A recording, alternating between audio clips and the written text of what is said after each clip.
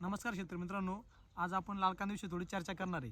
ते म्हणजे लाल कांद्यामध्ये पहिली फवारणी कोणती घेतली पाहिजे. फवारणीमध्ये घेताना आपल्या पहिलं रस शोषक किडीसाठी म्हणजे कोणतं सोलोमन घेताना 250 ml टाकीसाठी 200 लिटरसाठी, प्लस त्याच्यामध्ये इसाबीन सिजंटा कंपनीची इसाबीन घेताना 500 ml एकरी.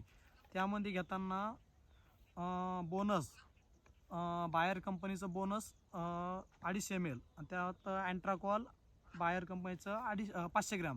या चारींचं कॉम्बिनेशन घेतल्यानंतर तुम्हाला प्लॉटमध्ये काय बदल दिसणार आहे. पहिल्या स्प्रेला की तुमच्याला कारपा कंट्रोल करण्याचं काम करणार आहे, शेंडा कारपा असू मर कंट्रोल करण्याचं काम करणार आहे, प्लस फुटवे काढण्याचं काम करणार आहे. फुटवे काढल्यानंतर तुमचं नाळ बनवायचं काम करणार आहे, हिरगापणा आणण्याचं काम करणार आहे.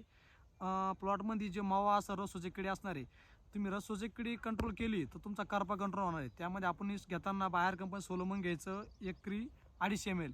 या चारीचं कॉम्बिनेशन घेतल्यानंतर तुम्हाला प्लॉटमध्ये एकदम बेस्ट रिपोर्ट दिसणार आहे. आता आपण याच 8 दिवसापूर्वी आपण या प्लॉटमध्ये स्प्रे घेतला होता. तुम्ही प्लॉटमध्ये बघू शकता की एकदम बेस्ट रिपोर्ट भेटले प्लॉटमध्ये आपल्या. तुम्ही प्लॉट पाहू शकता की सगळा प्लॉटमध्ये एकदम टाईट पण झालं आहे, चांगलं व्यवस्थित. प्लस तुमच्या प्लॉटमध्ये फुटवा बी चांगला झाला आहे, करपा बी कंट्रोल करण्याचं काम केलं आहे, प्लस नाळ बनवायचं काम झालेलं आहे. तुम्ही बी असं तुम्हाला कॉम्बिनेशन करायचं असेल तर आजच संपर्क साधा महेश ॲग्रो एजन्सीला. धन्यवाद.